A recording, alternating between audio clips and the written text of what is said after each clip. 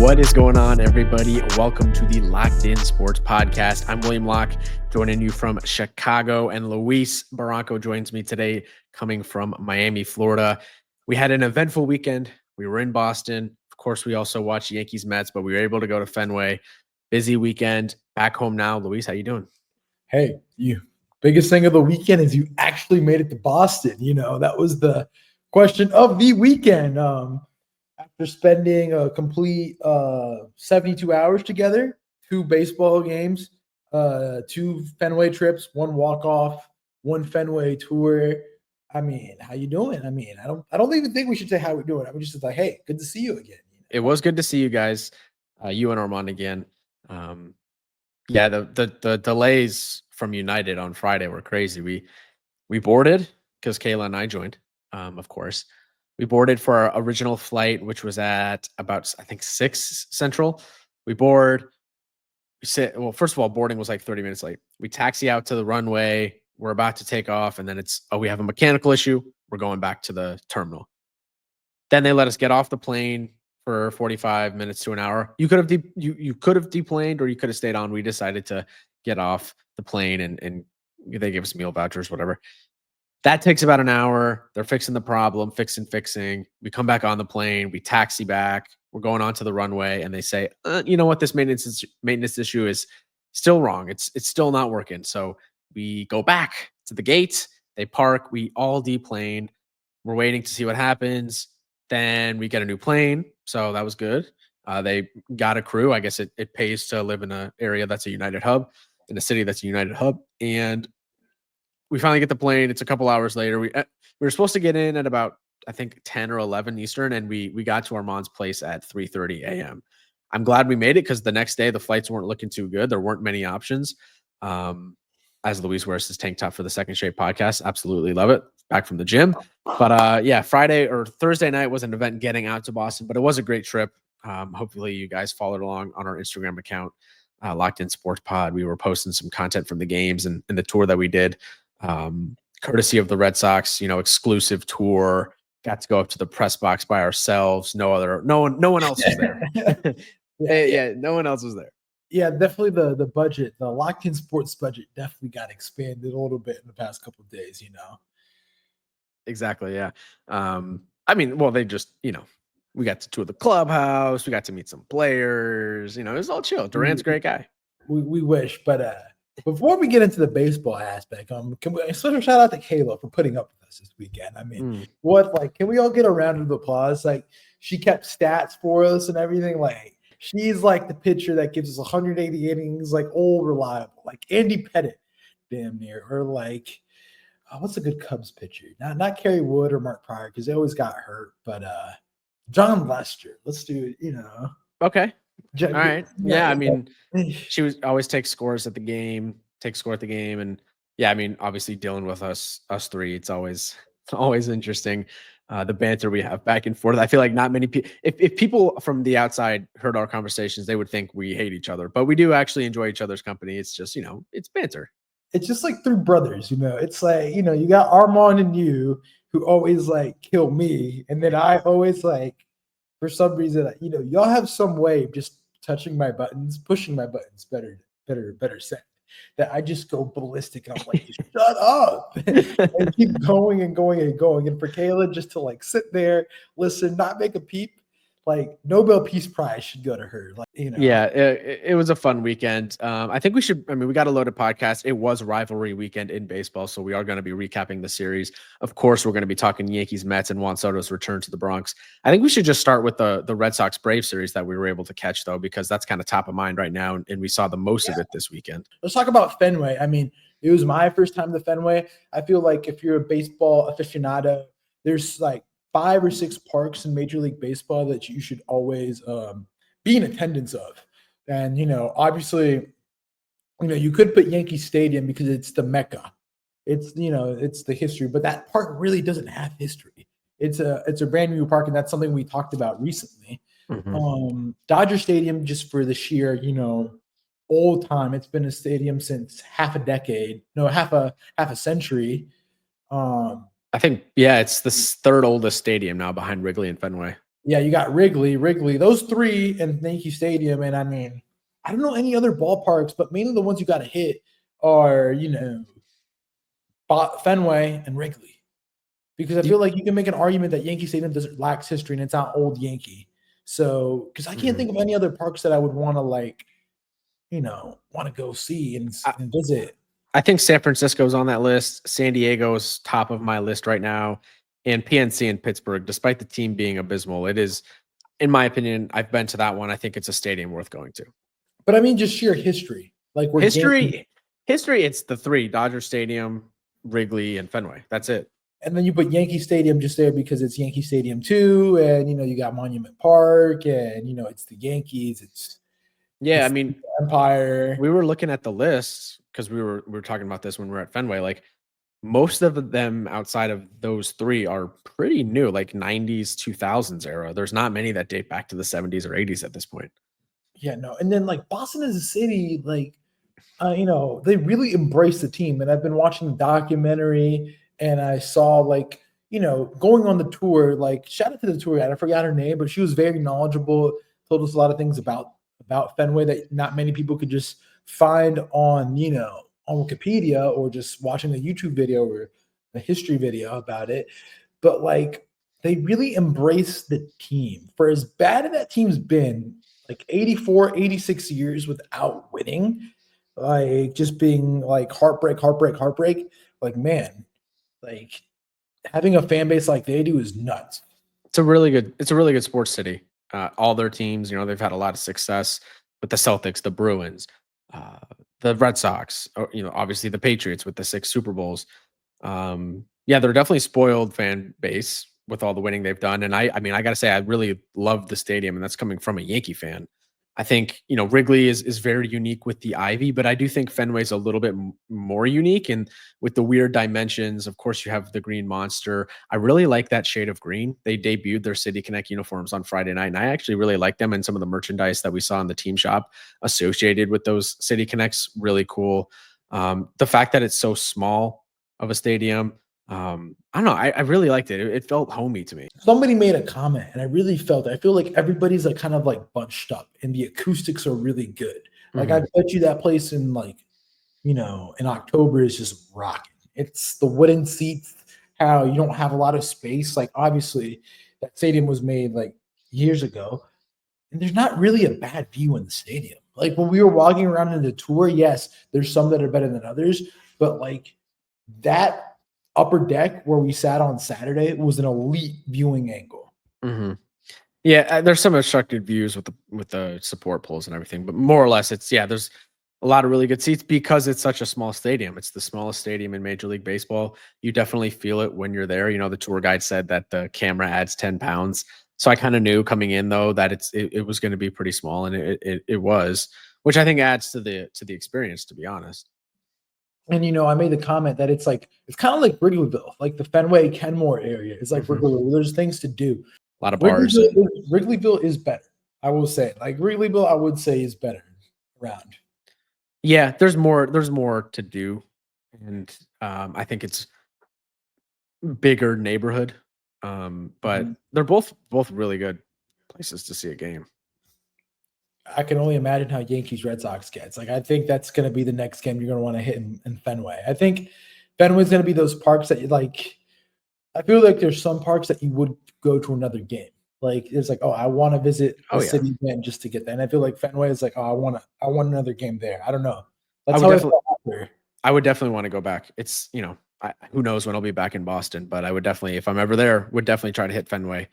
Really cool city too. Like it's a good spot, man. Yeah, I enjoyed the trip. I enjoyed it, but aside from Fenway and the history, talking about the Fenway Greens you said were beautiful. You even made the comment that if it wasn't Red Sox gear, I would actually buy this shirt. Like you made that, you said it to Kayla. I like the also something else. I like the stoplights, like how they're repurposed stoplights. I really do enjoy that. Um, In the Green Monster, yeah. and so yeah, there's just so many and there's so many things like nuances, like the Mass Mutual sign that shows like the count and everything. Yeah. Like The Morse code on the Green Monster that spells out the Tim Yawkey. I think his Yeah. first name Yawkey, last name Yawkey for sure. I think his first name was Tim. The owner, former owner of the Red Sox, and his wife, they wanted to figure out how to get their names like immortalized essentially on the Green Monster, and it's in Morse code on one of the white lines where they have the scoreboard, which I had no idea that was a thing. Pretty interesting. Yeah, but aside from that, I mean, we don't want to take away from Fenway tours. Like, if you're in the area and you're a big baseball head, highly recommend doing the $25 tour. Let's talk about, both of the games we went to. Let's talk about the series. Friday night's game, the Red Sox ended up losing 4-2. Braves actually won. Matt Olson, that's a guy we're going to talk about because we actually did get a chance to get the tail end of Braves BP, which we have a story about BP to talk about. Oh, you sure you want to bring that one up? I mean, we got to give the viewers some entertainment, Okay. But Braves did win that game 4-2, and then you also have the Saturday game we also went to that Rafi Devers walked it off, and they won. Red Sox won 7-6, and then the Braves won 10-4 yesterday. You want to talk about BP? Like, from what we saw, what do you think? Like, any observations that you made at BP?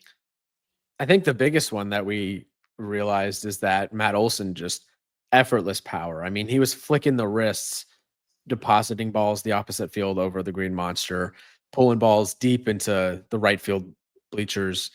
Was impressed by him, just a smooth, natural power swing from him.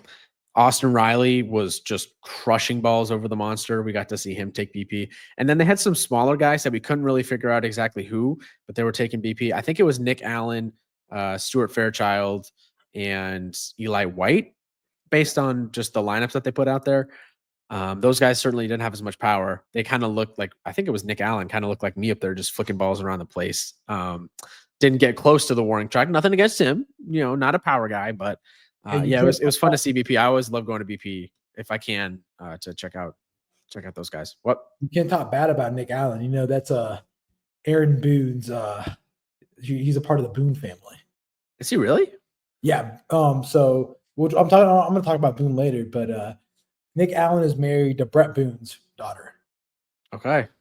So there's the more you know connection. But yeah, I think the biggest thing, and I noticed this, and I told William, like, man, when you see Matt Olson step into the box and he starts swinging the bat, it's like, it's not like he's like doing an effort. Like, he's not putting in like max effort. Like, you see like guys like Giancarlo, when they swing there, you could just see like just like the whiff.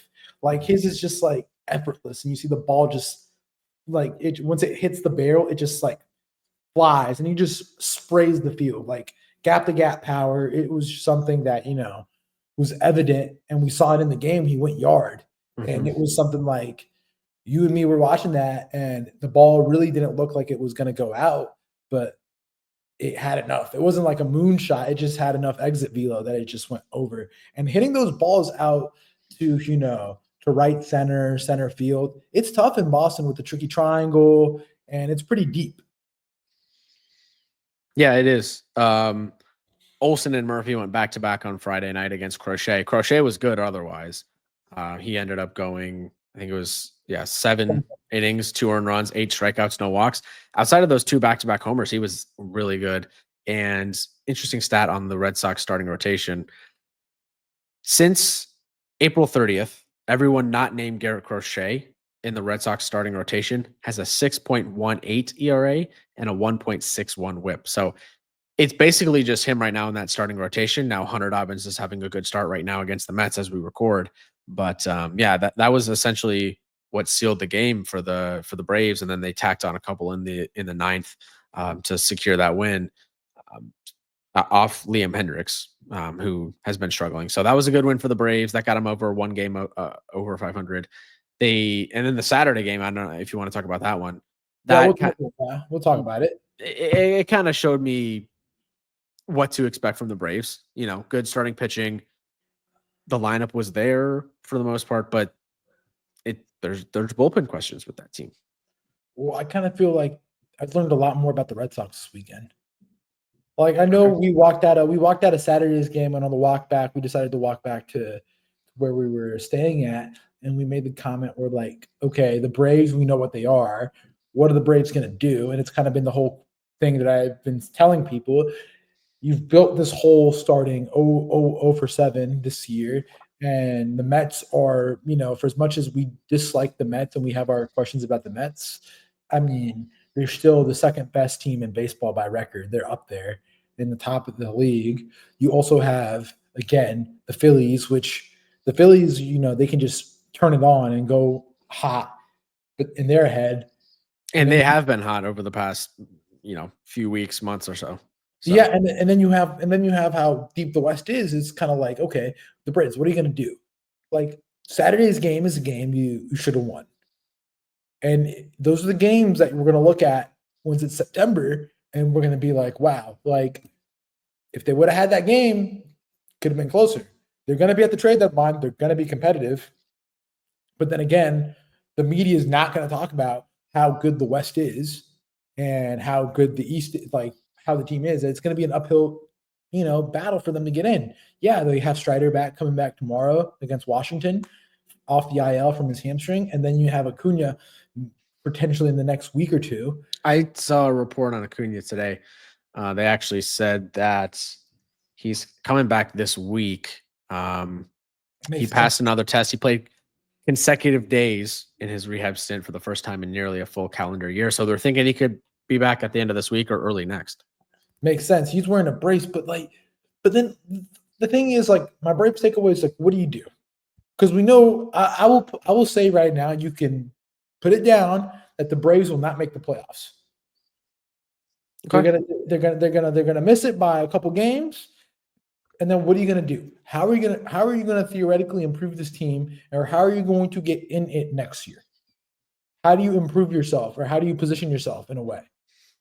I mean, they have good starting pitching, a young rotation to build on with Schwellenbach, who they think is kind of their next dude in that rotation. Grant Holmes, I think, has been good this year. Smith-Shawver. What? We saw him pitch Grant Holmes on Saturday.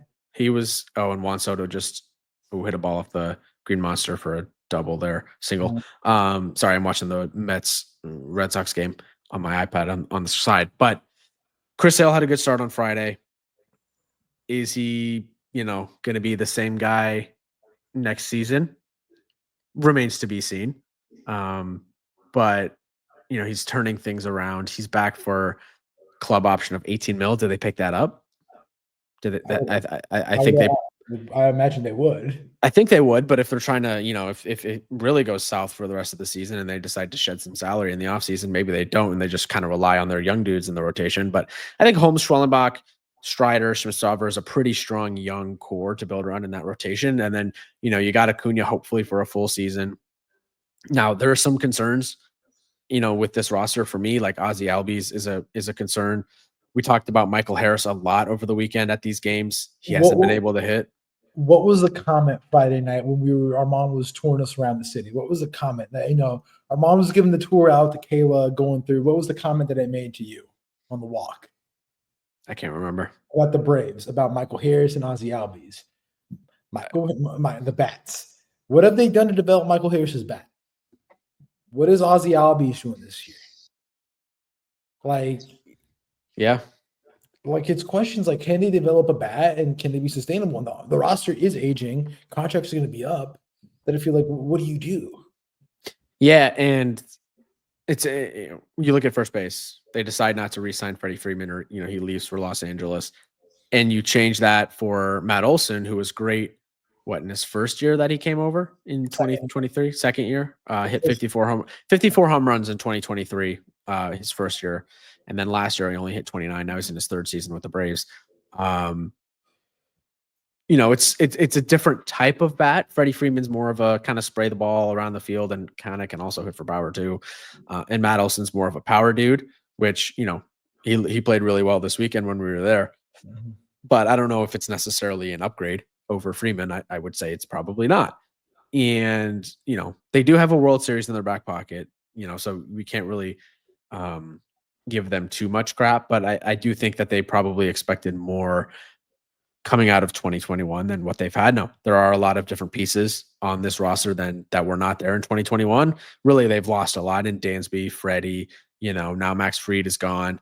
But I do think they have the stuff in the rotation to supplant and to continue their success. There are some major concerns, I think, with the lineup. They got to figure out something in left field. I know they signed Profar to fill that position, but now he's obviously suspended and he won't be eligible for the playoffs. Shortstop has been a concern for them since Dansby left, really, and they've kind of just tried to fill that position with role players with like Arcia, and now it's Nick Allen. Right field, Acuna is going to be back, so Eli White will be out of the fold.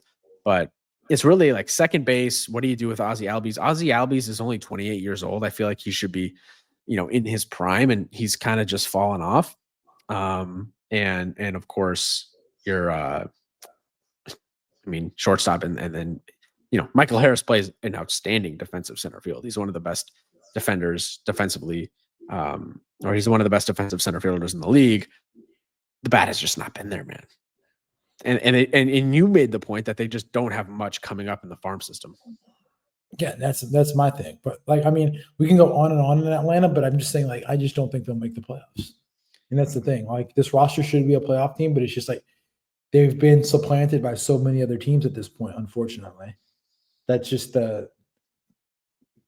Do you think the Red Sox will make the playoffs? Well, that's the other thing we got to talk about. We got to talk about the Red Sox, and I think the thing that we talk about the Red Sox is we love the offense, but when you look at that offense, it really only goes through Duran, Devers, and Bregman, and that's what happened Saturday. They didn't really take off Saturday till they had the back half get on base, and that's when they started to manufacture runs. And I think we're going to have a Rafael Devers debate right now, because I know your opinions on Devers. I think that should be shared with the listeners. Well, he had a really bad Friday night, a lot of uncompetitive at bats. He made up for that on Saturday with the walk-off homer.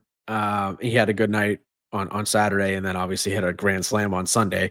So he had a great weekend. Friday wasn't great. If he's not hitting, which he is right now, but if he's not hitting, what is he doing for you? If he's a DH at this point, I would say maybe doesn't have the best approach or the best attitude with the way he's handled himself this year. And, this team desperately needs a first baseman. He refused to do so. And, I can see both sides of that argument too, but there are some I'm sure there's some frustrated people in that front office that he refused to play first. So I just feel like he's put a microscope on himself, and, he's put more pressure on him because of his comments in the media. He made up for it over the weekend, like I said, but what did you say on Friday night and Saturday? What would you say? I said he's a losing player. Be honest. Don't sugarcoat. Don't be politically correct. I said he's a losing player. And you don't like him. Right? You're not a fan. I'm not a fan. Definitely not a fan. I wouldn't want him on my team. I would want him because I think he is a professional hitter. And statistically, in the month of May, Rafael Devers is hitting 411, 507 OVP, 1.132 OPS, 218 WRC plus. It's good. And we're almost, we're basically 3 weeks in the month. And since April 29th, you know who has a higher OPS than him? Just Judge. Exactly. He's number 2 in OPS in the American League. How do you not want a guy who hits like he does? Do you think he's going to be on the Red Sox next year?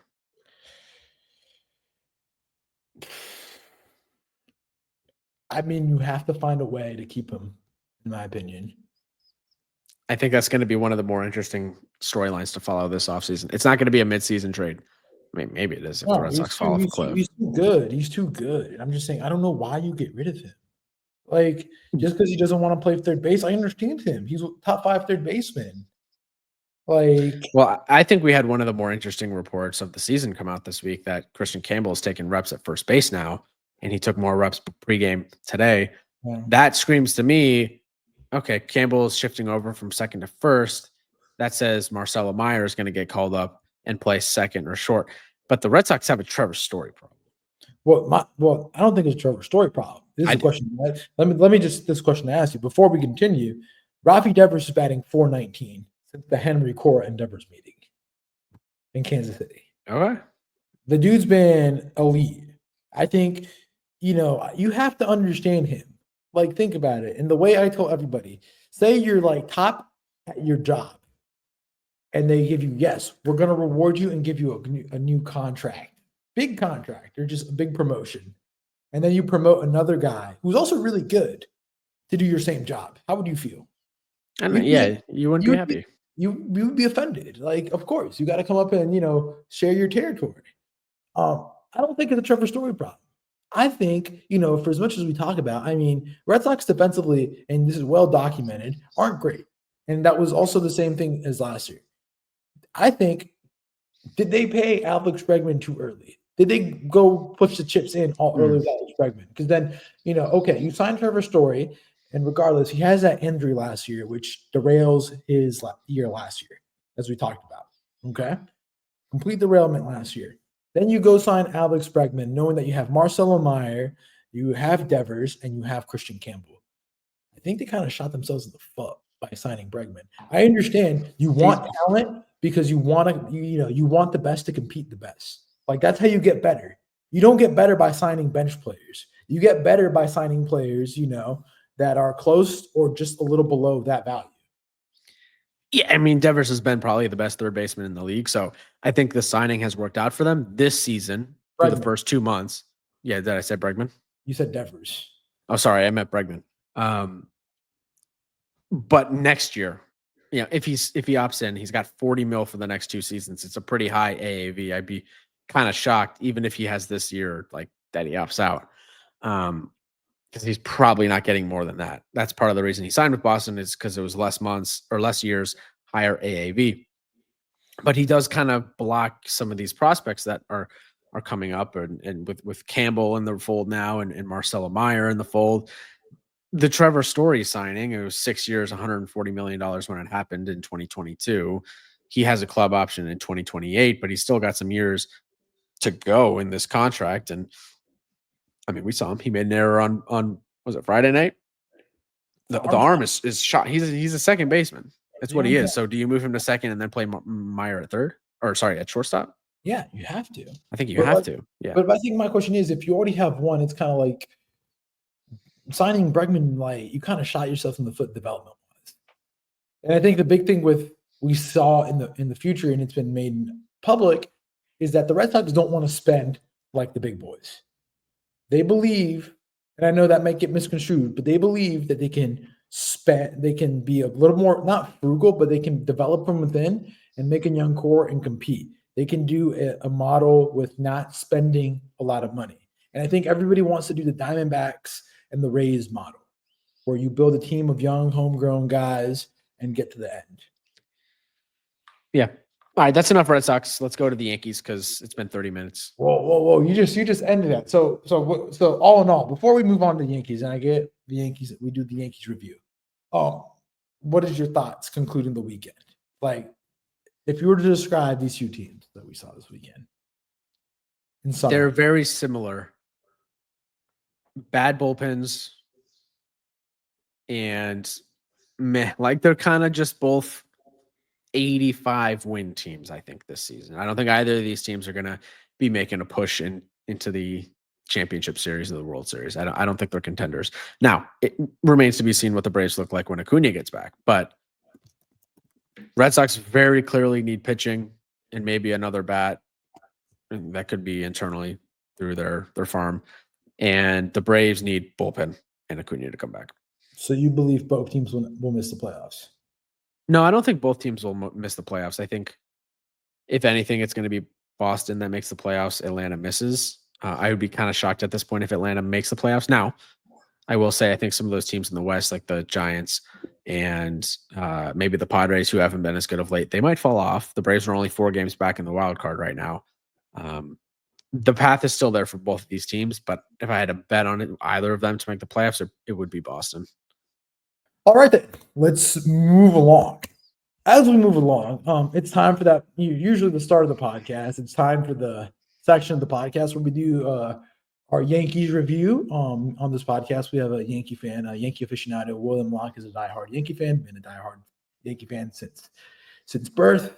And on this pod, we always review the week that was for the New York Yankees.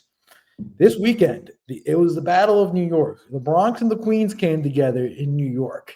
The only reason that they cheered together this weekend was for the fact that the Knicks actually beat the Celtics in 6. But aside from that, it was quite a tumultuous weekend in which both fan bases went at each other as this became the Juan Soto Bowl. Juan Soto made his return to the Bronx, and it came with a lot of storylines. How was he would produce? Did he make a mistake in his decision? Did he make the best choice in picking the team?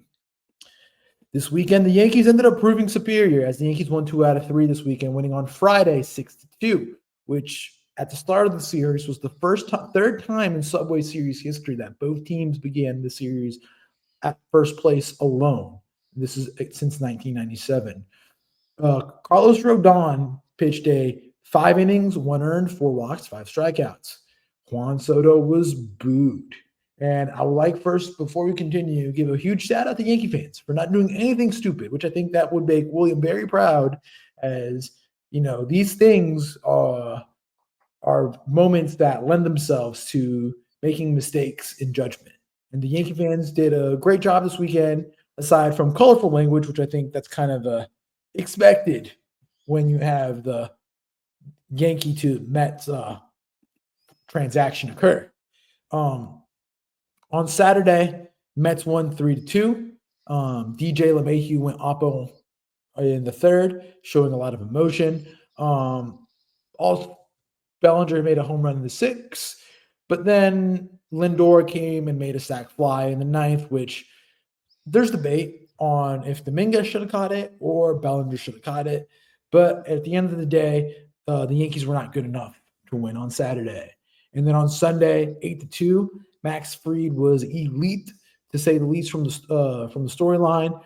Started off a little rough, was amped, went 6 innings, 8 strikeouts, 2 walks, 2 earned. Max Fried became the first Yankee pitcher in history to allow 2 earned or fewer in his first 10 starts, excluding openers. He became the first left-handed pitcher in either league to have a sub 1.3 ERA through 10 starts since John Tudor in 1998.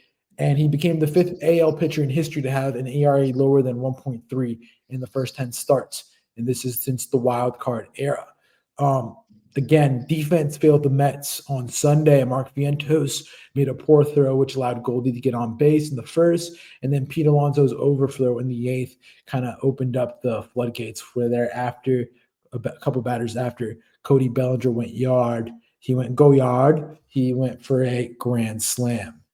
So, William, let's talk about it. I mean, what a weekend that was for the Yankees. We can talk about Juan Soto. We can talk about how Plan B, which when I say Plan B, I do not mean other things. I mean Devin Williams, Paul Goldschmidt, Cody Bellinger, and Max Fried all played great.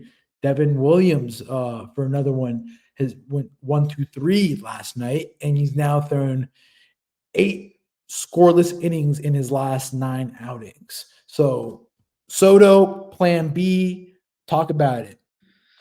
Well, I think we should talk about Juan Soto because that seems to be the conversation in the media this morning, all day today on Monday. New York media, WFAN. You sent me the report. Do you want to talk through that? I mean, I think there's some interest in this story for me. I think it maybe is a little big story now, not going to be a big story in the future because he's locked in with the Mets. But I think it's safe to say Mets fans are kind of freaking out right now about Juan Soto.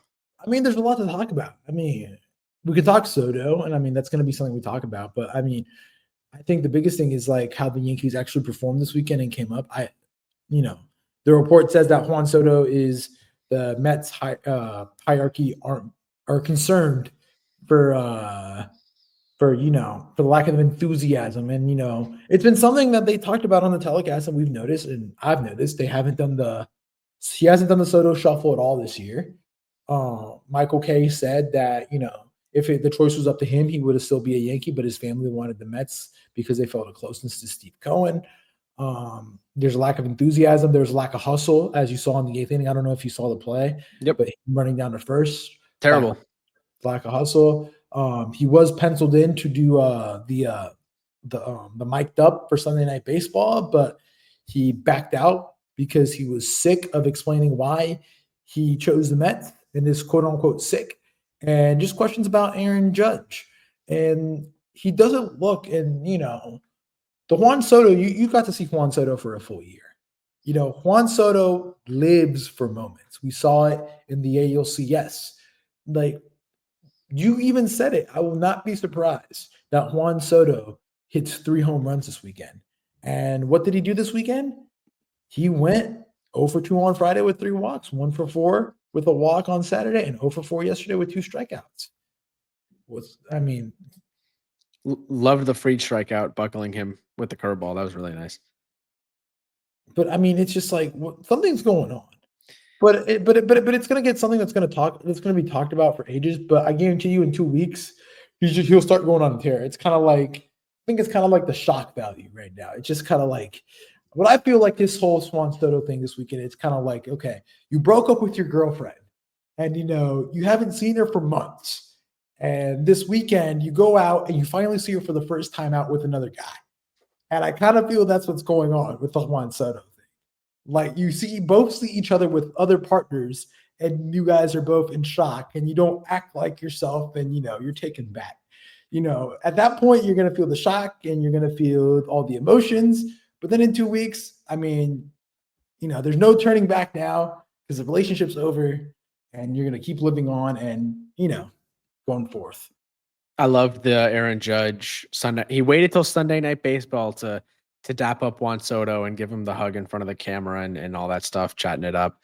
He didn't do it on Friday. He didn't do it on Saturday. He waited till most of the cameras were going to be on him, and most people were in the stands. Highest attended game of the series was on Sunday. So we called that on the last episode. We said Aaron Judge, PR master, was going to come through that way, and he did.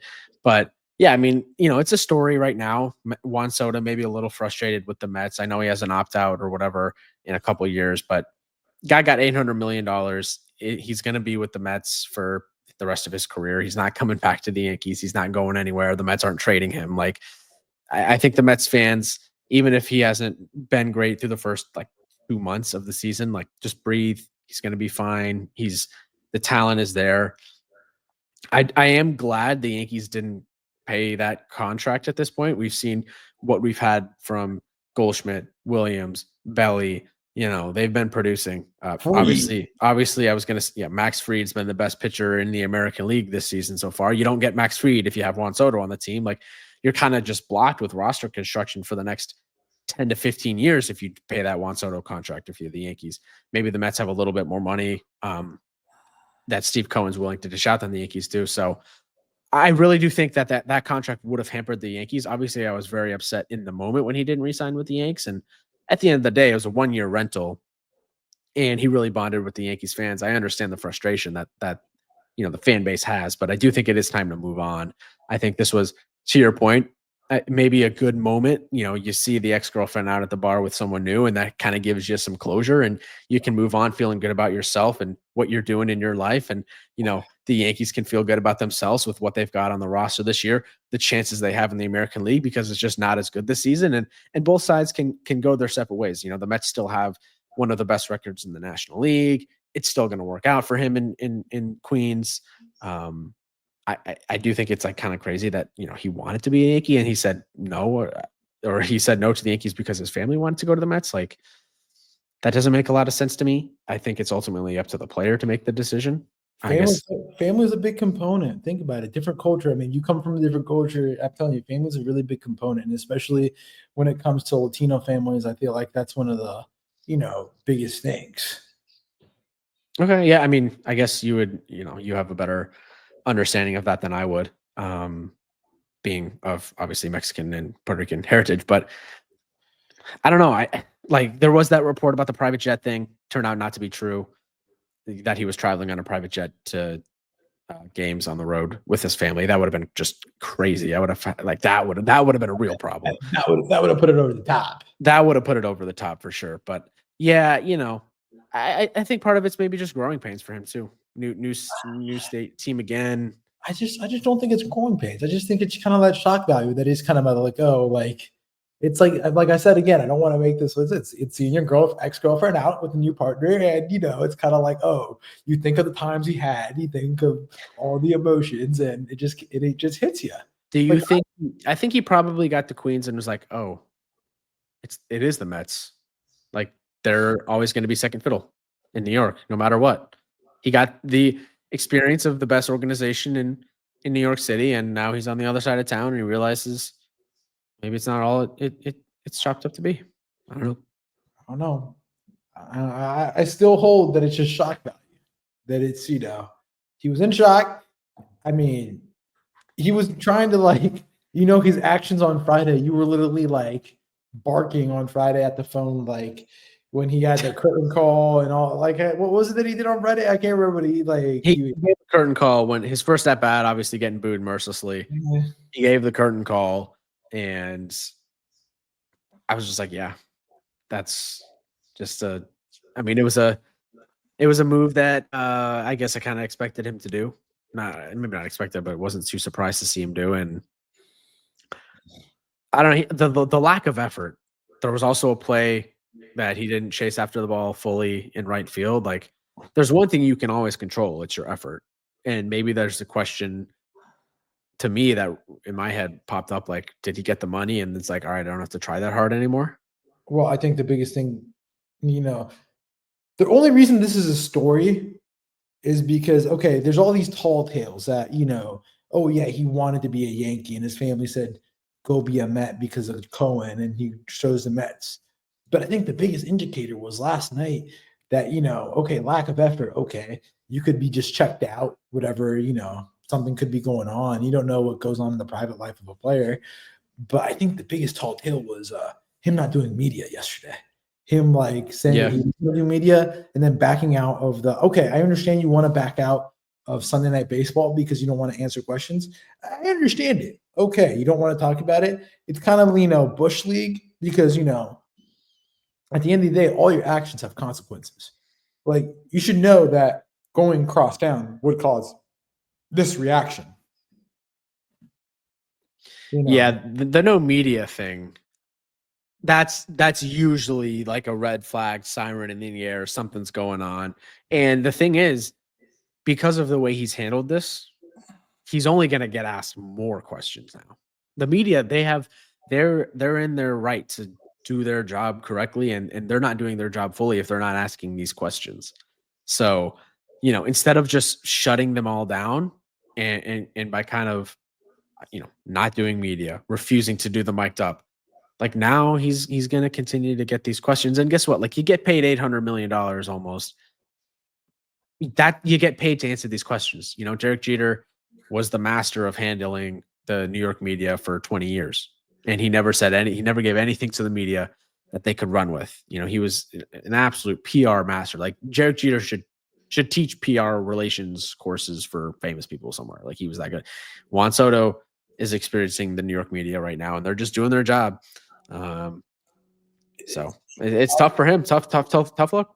I think the biggest thing is just he's not it's only gonna get, like I said, it's only gonna get worse. And the thing is, he's in New York, where in New York, New York and Boston, you have the most heads. And I think Severino said it best the other week. It's like, oh yeah, I came out here to Sacramento, and instead of like a host of beat reporters, I only have 2 or 3 to answer to in Sacramento. Right. So it's like, it's a completely different story. But I don't want to keep talking about Soto. I mean, I think we all know something's up just because how he handled the media last night. We're not talking. I think it only not validates, but it only brings up, like you said, the red flag and the alarm. But let's talk about the other guys. Plan B. I think that's what we're going to call him on the podcast. We're going to call him Plan B. Okay. Plan B was great this weekend. Like, Devin Williams, I know we give him a lot of stick, but Devin Williams is slowly turning it around. It only remains seeing if he can keep it going. But, pressure-filled situation this weekend at the Mets, seeing what he's done this year, you would expect Devin Williams to give up a bomb to somebody this weekend. But no, he gave up a scoreless inning last night. Yeah, that was a huge inning in the ninth or in the eighth because the game was still tied at that point. He's been great. Cody Bellinger has been great. In the month of May, Cody Bellinger is hitting .351 with a .422 OBP, 1.053 OPS, 4 home runs, and 12 ribbies. Obviously hit the grand slam last night. The dude is heating up. Armand was right on that one in fantasy. Good pickup by him. Bellinger's been on fire. Goldschmidt's been our second best hitter this season. True revelation. Probably one of the best bargain bin free agent signings that Cashman has made. The best first baseman in Major League Baseball probably right now. The only one that came from around for his money is Pete Alonso, but yeah, and Pete's kind of been cooling off a little bit. And then you got Max Fried, which, I mean, we don't need to talk about how good Max Fried's been. Like, I think we give his flowers enough. But Plan B, man, I know Cashman's somewhere. I don't know if he was at the game last night, but I know he was somewhere like sipping a probably nice bourbon and a nice cigar. I don't know if he smoked, but I know he was definitely quite happy after this weekend. I know there's a lot to go in this year, and that's what I want to just remind fans and people. Like, okay, you won this weekend, but this weekend isn't your Super Bowl. It's the Super Bowl for the Mets. The Super Bowl for Yankee fans is winning the actual World Series. So, like, let's not get lost in the sauce and be like, oh, we beat the Mets. That's nothing. You always beat the Mets. It's like Jeter says, oh, they're the Mets. Like, the Mets? Yeah, I know. Exactly. And I got to give an honorable mention shout out to DJ LeMahieu. I mean, what a play defensively last night. What a play. You see that pull, that stop? He was going back. Face beautiful. People forget he's a 4-time Gold Glove winner. I think also, it's an interesting question to see what happens when Jazz comes back. I think Jazz is probably going to get moved back to third base. We also have to talk about can we also talk about give shout out to Yorbi Vivas? Like, what an 11 pitch at bat. Like, he is probably securing his roster spot in the future. That was and Judge was in the media after the game. I think Bellinger as well said that was the at-bat of the game. That's what won them the game, the 11-pitch AB in the 8th inning against Stanek, where he ended up hitting the ground ball to Pete Alonso, who overthrew the catcher, Francisco Alvarez. That at-bat won them the game because it allowed Goldschmidt to get up there and drive in another run, make it 4-2, and then Belly gets up and hits the grand slam. Yeah, that was impressive. You know, he swings out of his ass. Like, he is swinging for the moon every single time.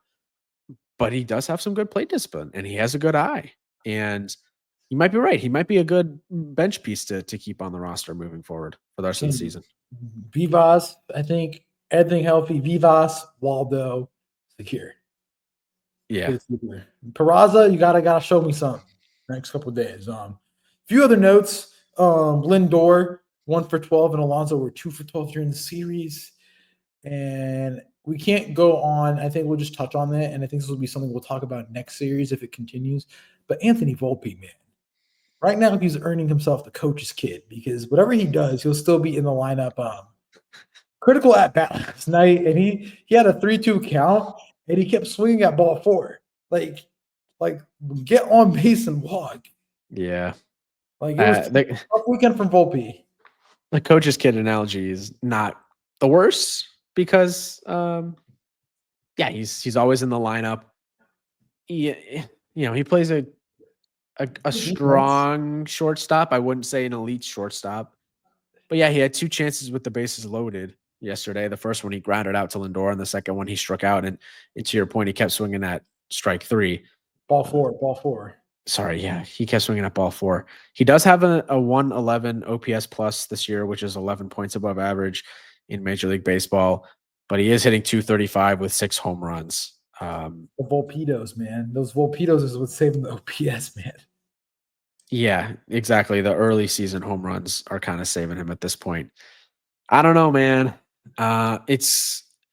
If this continues for the rest of the season, I do think it's going to be a really interesting conversation to see what they do at shortstop next year. Probably just run him out there again, knowing what we've seen so far. I don't want to continue talking about the whole Volpe, but some of the memes last night after the game were quite funny. I don't know if you saw them. Yeah, he was getting flamed on Twitter. The Uber Eats stuff. Yeah. Yeah.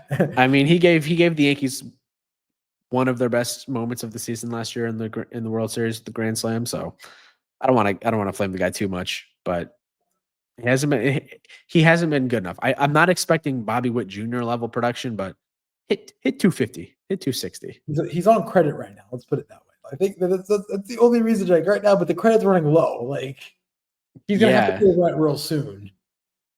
I just I don't see any scenario in which he's not the starting shortstop for the Yankees the rest of the season, though.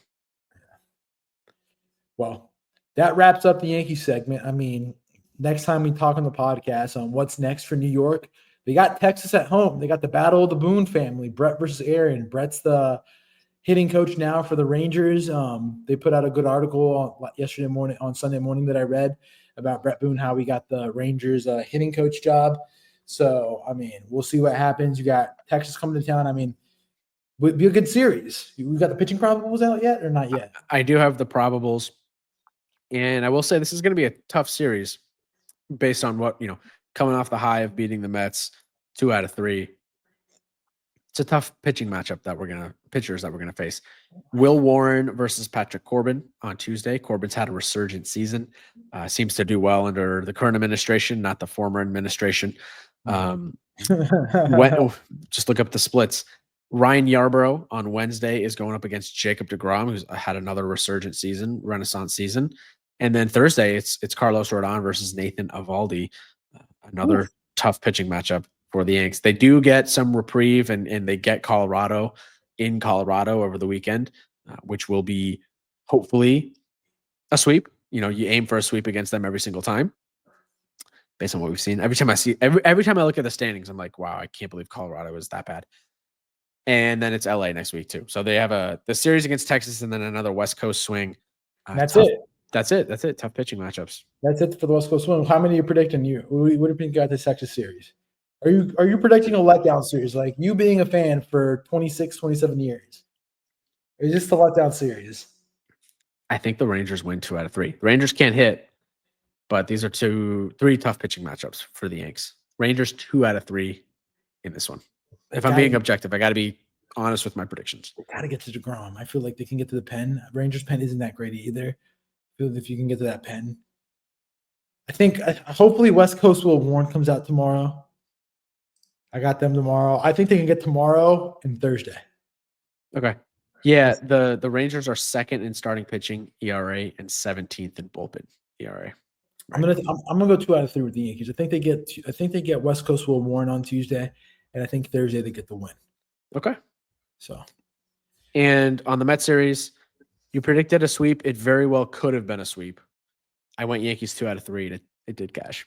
And well, I think Wednesday we can talk about the Yankee way losses, which maybe Saturday could be one of those if we look at it objectively. But regardless, good weekend. I mean, if I could tell you, William, at the start of the season that you would finish the stretch of Oakland, Seattle, and the Mets, and that you won all 3 of those series, how would you feel? Great.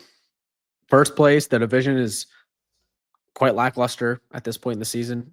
Yankees are feeling good. I wouldn't say running away with it just yet, because I think some of these teams, like the Red Sox, mainly the Red Sox, have a hot streak in them. But you couldn't ask really to be in a much better situation than the Yankees are in right now on May 19th.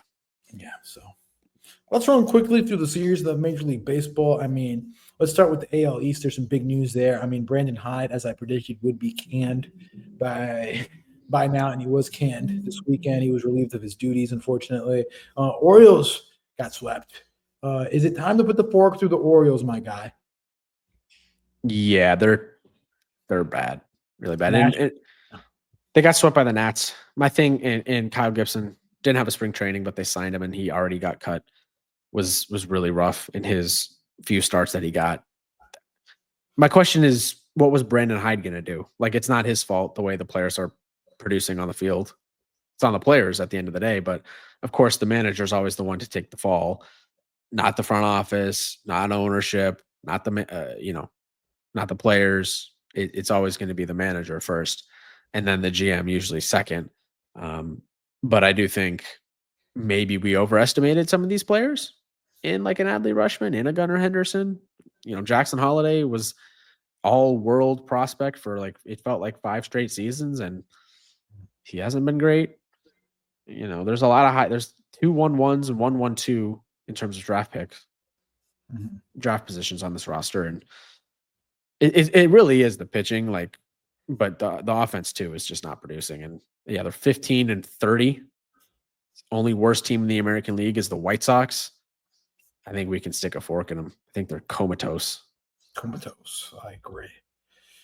Poop series, Pittsburgh versus Philadelphia. Philly swept. Nick Abel went nuts versus Paul Skeens, who went 8 and only allowed 1 run. Wasn't enough. Trade chatter continues. I honestly think I'll believe it when I see it.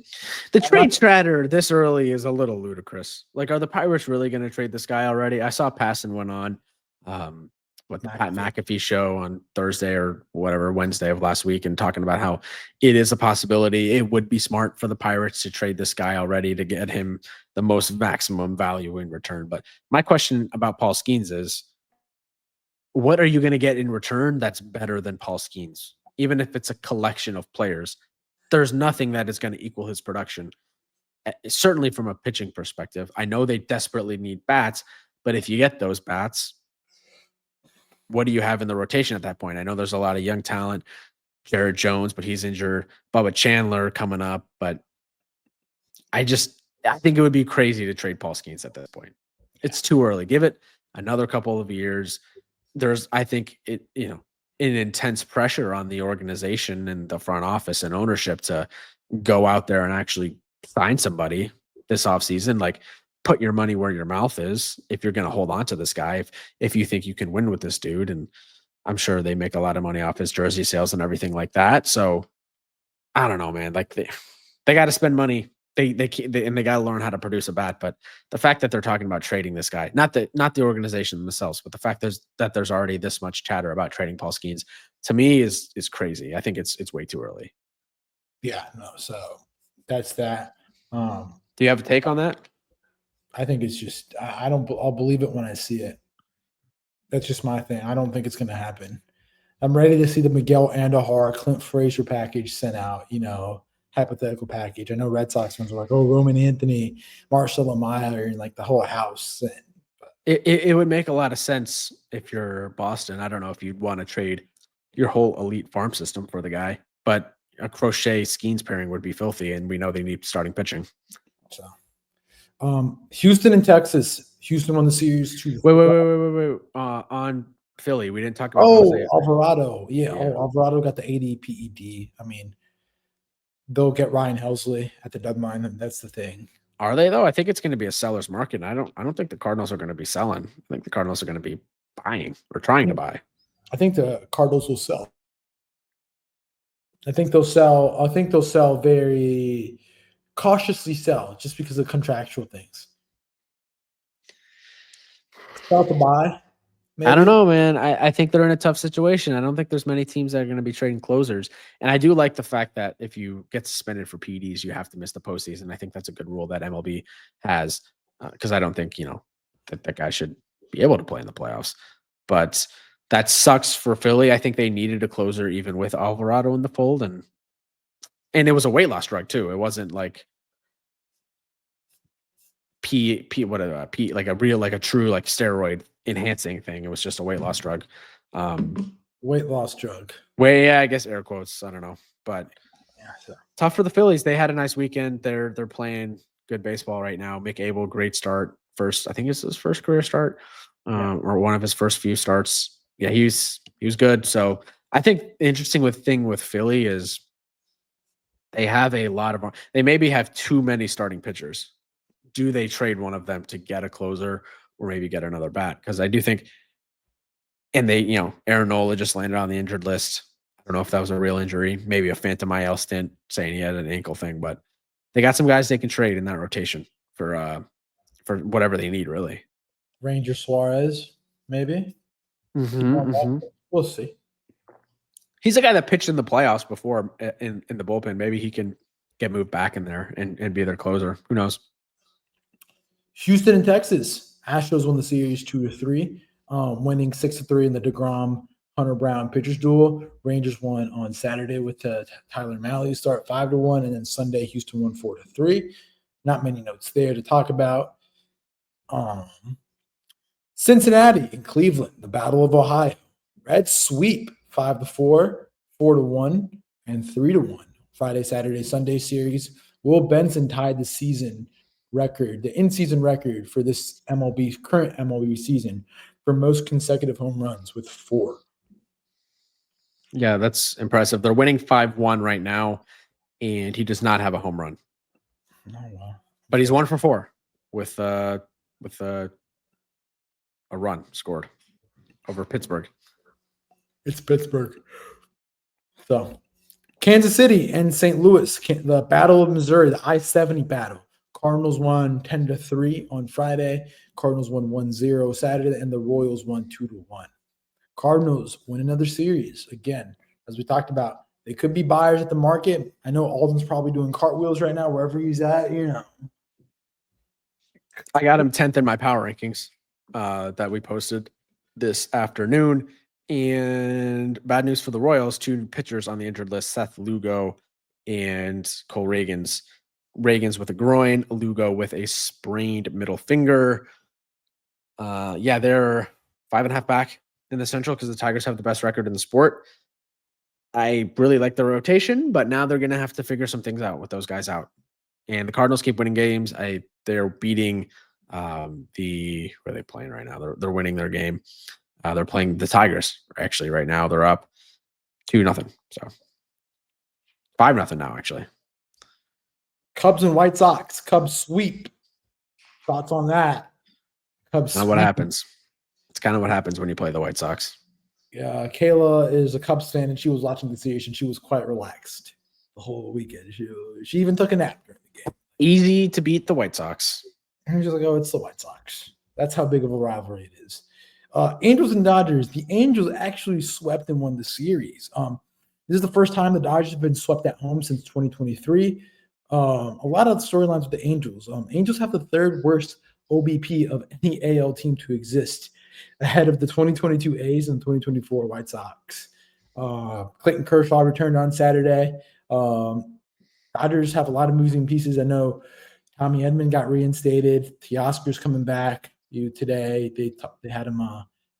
They optioned James Outman, Chris Taylor, and Austin Barnes, 2 of the mainstays on that roster, were DFA'd. Now Max Muncy is the longest tenured Dodger. What are you thinking?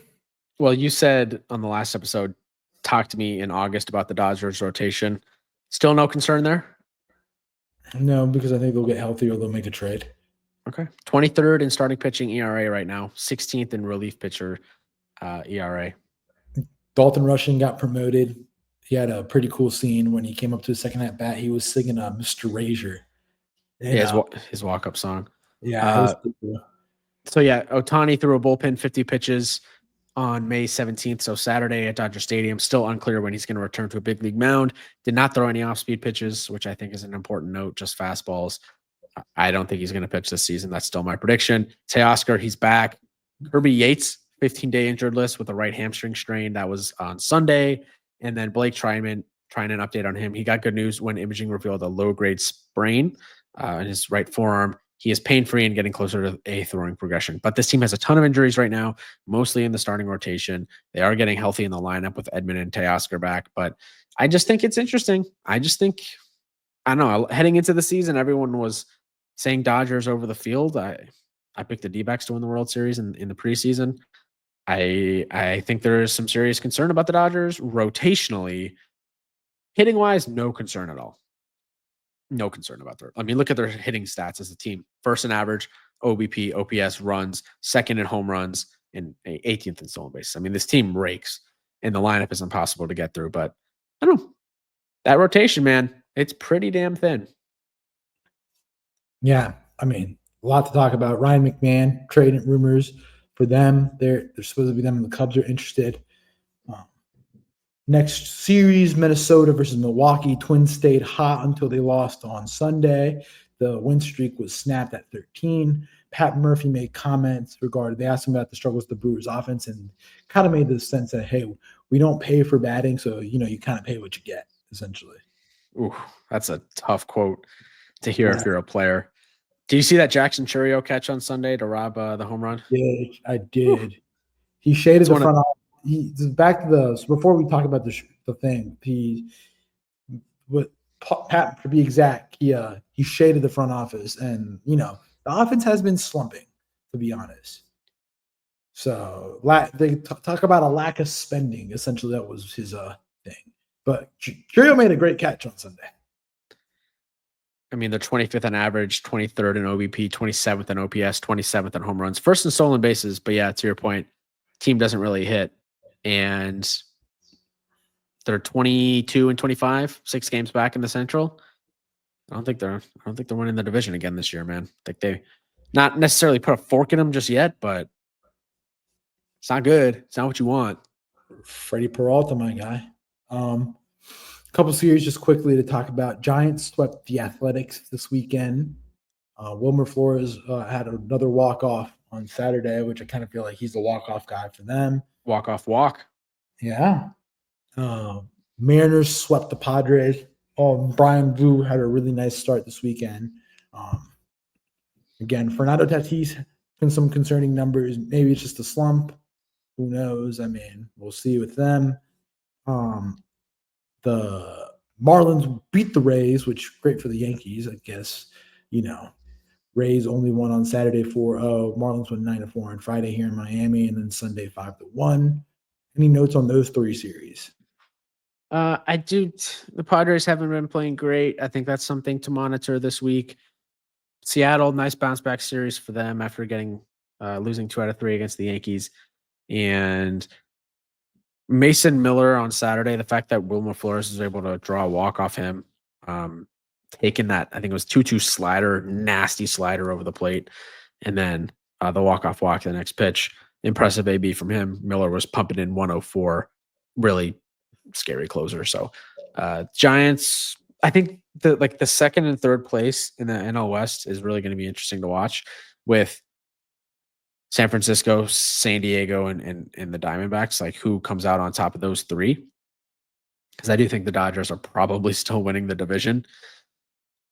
I think that's one of the more interesting things to watch the rest of the way. Again, another series, Diamondbacks and Rockies. D-backs won the series as they won Friday 8-0 and then 1-0 on Sunday. Rockies won 14-12 on Saturday. The Diamondbacks are now 1-3 when scoring 11 runs or more in 2025.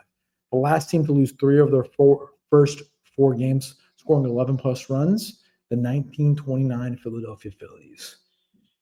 Tough start for Zach Gallen on Saturday, which you said, don't remind me. I felt that one personally. How do you lose a game where you score 12 runs against the Rockies of all teams? Unacceptable. Pesky, man. I don't know if I describe the Rockies as pesky. Yeah, pesky Rockies. I mean, and then finally, Detroit beat Toronto. Detroit won Friday 5-4. Toronto won 2-1, and then Tigers won 3-2. Tigers have now won 11 out of 15 possible series this weekend. Torkelson's top 10. Yeah, Torkelson's top 10 in OPS, home runs, RBI runs, and extra bases, and qualified AL hitters. Best record in baseball, 31-16. They were the first team to 30. Jackson Jobe, first pitcher in Tigers history to have his first 8 starts won by the team, which is tied right now for the MLB record with Joel Pinheiro and Roy Oswalt, which we have a chance to break next start out. Ontario, on the other side, had a tough week. Jays will only get 2 wins this week, one with the Rays and one with the Tigers, and they got the Padres coming to town. And the Maple Leafs blew Game 7 last night. Yeah, and for the Tigers, Reese Olson lands on the injured list today, but Casey Mice is coming back apparently this weekend. So lose one, get one back. Yeah, I mean, Tigers are hot. I mean, Andrew's doing cartwheels. So maybe playing their best baseball too early, though. We'll see what happens. But, anything else before we close it out today? Javier Baez Renaissance season. Javi, talk about it. I feel like we've talked about it enough, but he's been incredible for them. You see that catch he had to get the double play on Friday, or I think it was Friday. I did not see that one. Yeah, diving right center, laid out, made the catch, and then threw it back to first to get the double play. Really impressive. Craziness. He's having a hell of a season. Comeback player of the year for sure. Yeah. So we'll see. I mean, a lot of baseball to be left to be played. Next pod, Cy Young MVP ladder started up. I think we should. Yeah, I think we should. But yeah, no, long weekend, a lot of baseball. It was a pleasure hanging out with you, Kayla and Armand. Pleasure to go see Fenway. the wooden seats, me dropping we'll close the podcast out with a BP story. So we the only place we're in Boston, the only place you can get home run balls is right field if you're not on the Monster. And the Monster is secured at like Fort Knox. Like you can't get up there unless you got a ticket. So they were hitting home runs and they were flying, and I saw the balls. Olsen was pulling the ball pretty hard. So I was like, you know what? I'm going to move over. And I left Kayla and William and Armand as they were taking pictures. And I go over and I start talking to a guy, having a conversation with the guy. And Olsen comes up to the dish and then hits a nuke. And I see the ball come right towards me. And I'm working back towards the tunnel, towards the concourse.